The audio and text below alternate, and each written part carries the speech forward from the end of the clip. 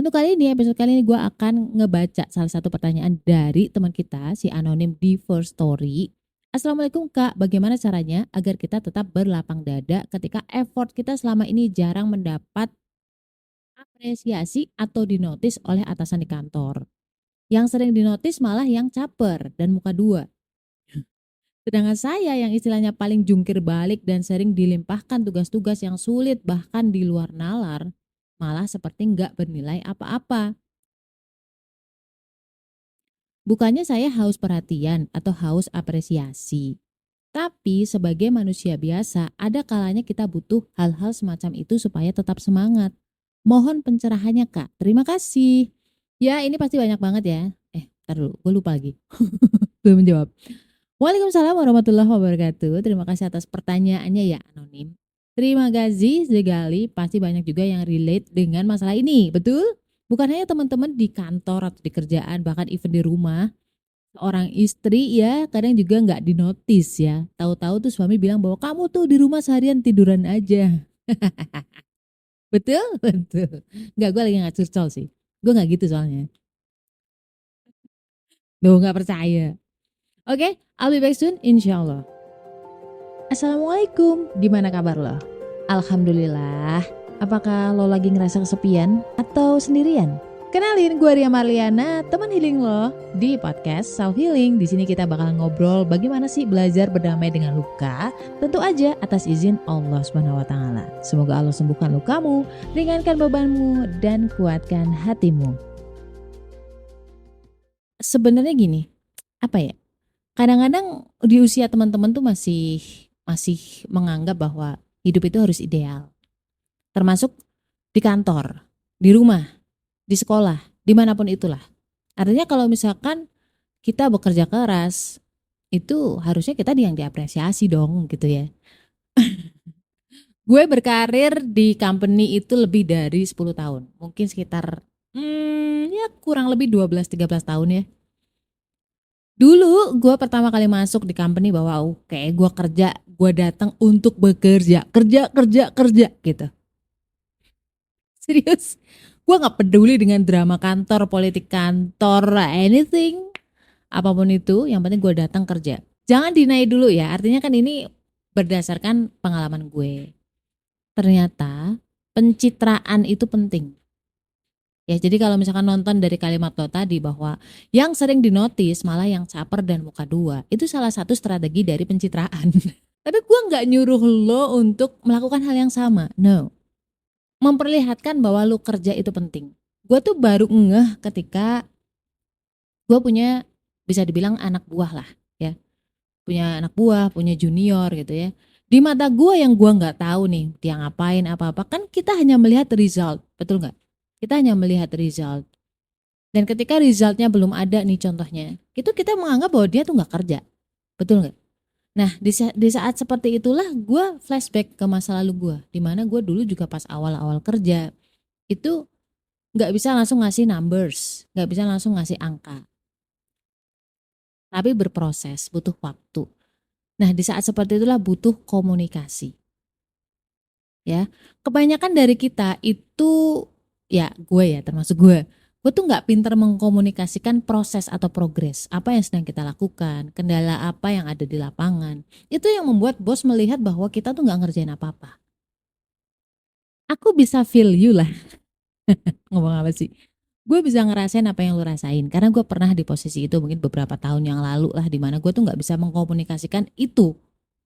Keyakinan gue tuh semakin bertambah ketika gue kerja di perusahaan asing ya, dimana tuh yang kerja tuh nggak cuma orang Indonesia, apalagi orang Jawa Tengah kayak gue ya, yang ibaratnya kayak fokus aja kerja, telaten, nggak kebanyakan omong ya nggak. Nah orang-orang yang kebanyakan omong salah-salah, bisa salah ngomong nanti gue dihujat. Jadi gini, beberapa orang menilai bahwa orang-orang Asia nih itu sangat-sangat low profile. Itu adalah kalimat yang sangat halus untuk mengatakan bahwa kita tuh nggak pandai dalam hal pencitraan.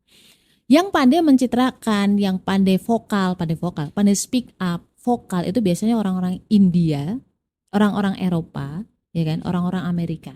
Jadi seolah-olah mereka tuh kayak high class gitu loh. Orang-orang yang sangat pintar banget.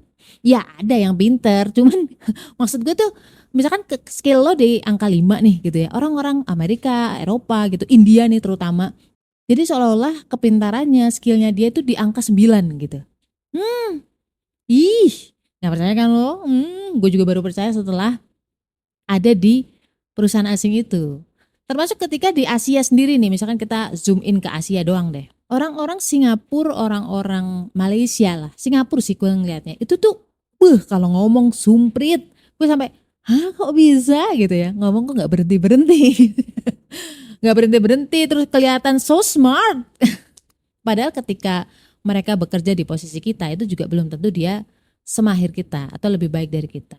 Ya, orang tuh punya kolamnya sendiri-sendiri lah. Tapi ketika gue jump into a team gitu ya, ketika gue punya project, ada tim tuh di situ,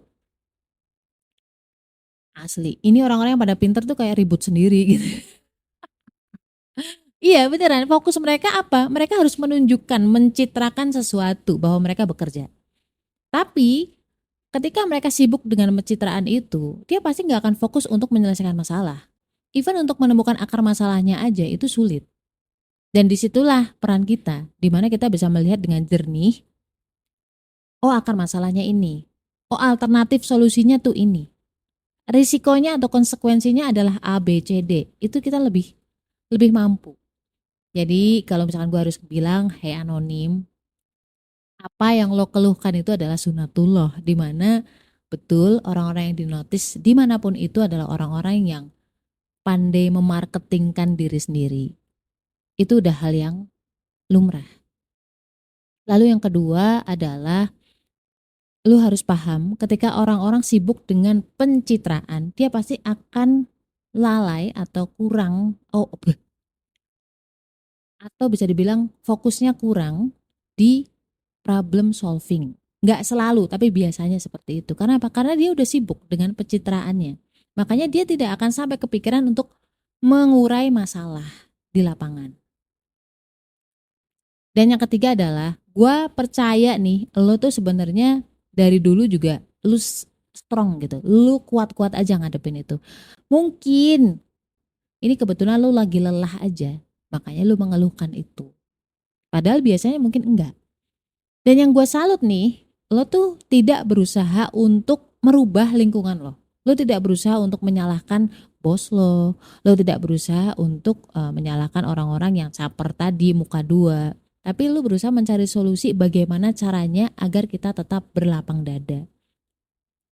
Simple jawabannya. Kita akan sempit dada kalau misalkan kita menuntut hidup itu adil. Kenapa? Karena sunatullahnya dunia itu memang gak adil.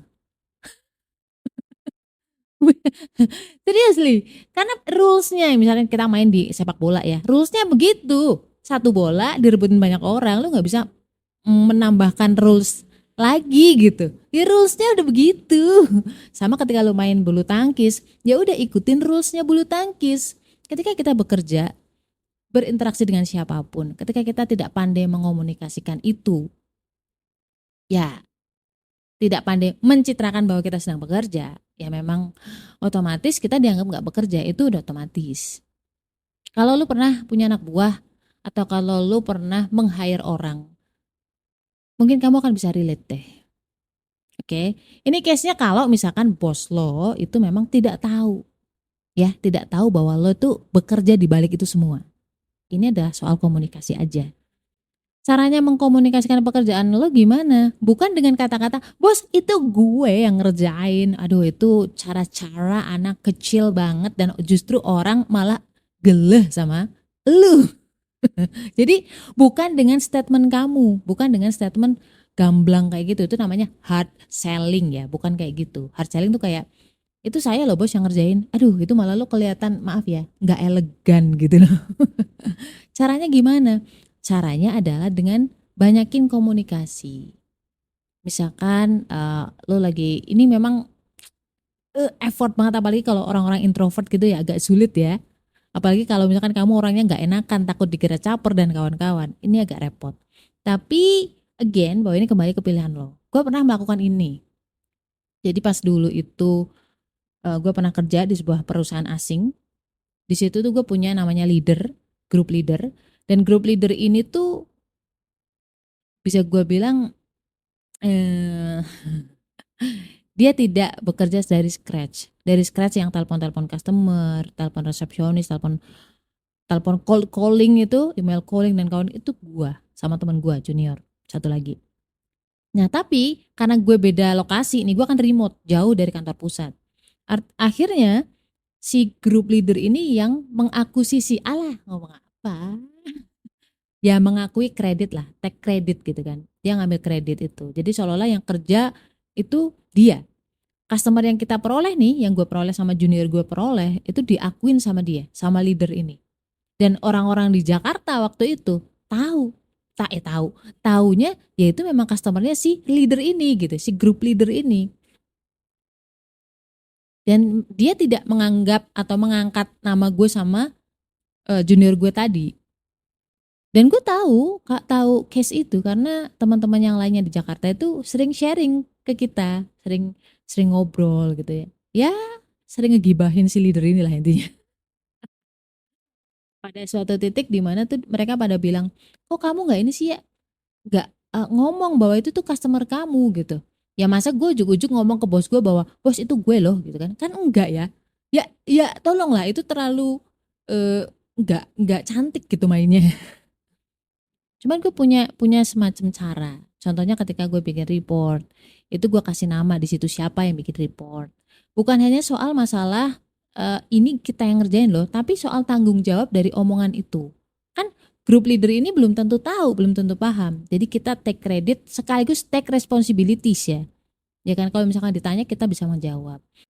Lalu gue sering diskusi. Gue sering diskusi sama bos gue. Misalkan backgroundnya apa, goal kita apa, challenge-nya apa, terus propose solution-nya apa ya, solusi yang kita usulkan tuh apa. Dan itu di situ ada bos gue Cece, ada leader gue tuh misalkan ya di email gitu. Kadang-kadang misalkan bos gue yang dari Jakarta datang, gue nanya, bos kita punya case ini, case ini, case ini, case ini. Ini solusinya apa ya gitu loh. Etok-etok atau pura-pura nanya pendapat dari bos. Disitulah bos mulai notice bahwa sebenarnya lo kerja gitu loh. Ya kan? Termasuk bos gue tuh ya tuh awalnya memang mengira bahwa kita tuh nganggur gitu. Serius kayak serius. Lama-lama sering berjalannya waktu, bos gue paham bahwa sebenarnya yang banyak bekerja itu gue dan junior gue. Ya main pinter lah. Jangan pernah self claim bahwa lo lah yang kerja. No, don't ever do that. Don't tell them, tapi show them. Oke? Jangan ngomong tapi tunjukkan. Gue dari dulu kerja tuh memang gak suka pencitraan karena apa, repot ya, ribet banget gak sih harus ngarang gimana ceritanya gitu. Cuma pada titik dimana gue tahu bahwa sebenarnya ini hanya butuh komunikasi, mengkomunikasikan progres kita aja dengan cara yang ya namanya bos itu kan punya ego ya. Egonya itu dipenuhi dulu lah dengan seolah-olah tuh kita nanya solusinya apa ya bos gitu. Caranya tuh begitu. Jadi jangan diem-diem baik di situ.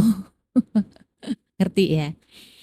Dan satu yang pasti yang jadi highlight gitu ya di episode kali ini, di mana Allah tuh nggak sare gitu, Allah tuh nggak tidur, Allah maha melihat, dia tahu kok. Even misalkan kamu nggak dinotis sama mereka, even bos lo misalkan bos lo nih udah dikasih tahu bener-bener nggak mau tahu, dia bener-bener like and dislike misalnya orangnya, dia bener-bener udah nggak suka misalnya, kamu udah berusaha banget dan dia tetap nggak appreciate kamu. Percaya aja bahwa Allah itu udah nyiapin sesuatu yang lebih baik. Baik di situlah atau di tempat lain. Nah, aku punya salah satu teman di mana dia tuh, wah itu integritasnya bagus, loyal juga sama perusahaan, jujur, tapi karena dia tidak pandai mengkomunikasikan kerjanya atau kinerjanya atau progresnya, jadi dia dianggap tidak ada apa ya performance gitu. Bahkan kreditnya diambil sama orang lain. Itu gue tahu banget nih orang ini. Dan alhamdulillah ketika perusahaan itu tutup nih, gue melihat bagaimana dia itu mudah banget mencari pekerjaan. Jadi gue terus berpikir gini, wah jangan-jangan yang dulu nih ibarat kata nih kreditnya harusnya ke teman gue, tapi diambil sama orang lain, itu dibayar saat ini atau di masa mendatang, walaupun bukan di perusahaan itu. Kadang-kadang Allah membayar kesabaranmu itu nggak harus sekarang, kadang di tempat lain, kadang dengan rezeki yang lain. Percaya aja bahwa Allah tuh nggak pernah nggak appreciate lo.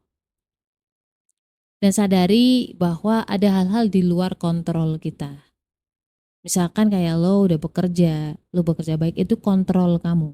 Tapi orang mau mengapresiasi atau enggak, itu di luar kontrol kita. Kamu coba search doa Nabi Muhammad ketika dilempari batu oleh penduduk Taif. Dibaca kalau bisa nih rutin di tahajud, di sepertiga malam terakhir. Mudah-mudahan dari situ Allah ridho dan memberikan kelapangan hati. Karena yang namanya kelapangan hati itu kan anugerah dari Allah. Paksain tahajud. Insya Allah yang lo rasa awalnya tuh berat, lo akan merasa kayak oke, I'm fine gitu. Ya minimal 7 hari berturut-turut lah ya. Mudah-mudahan membantu. Maaf kalau tidak bisa memuaskan hati kamu. Aku berharap lu gak puas biar kamu itu datang ke Allah. La haula wala quwata illa billah. Stay love and assalamualaikum warahmatullahi wabarakatuh.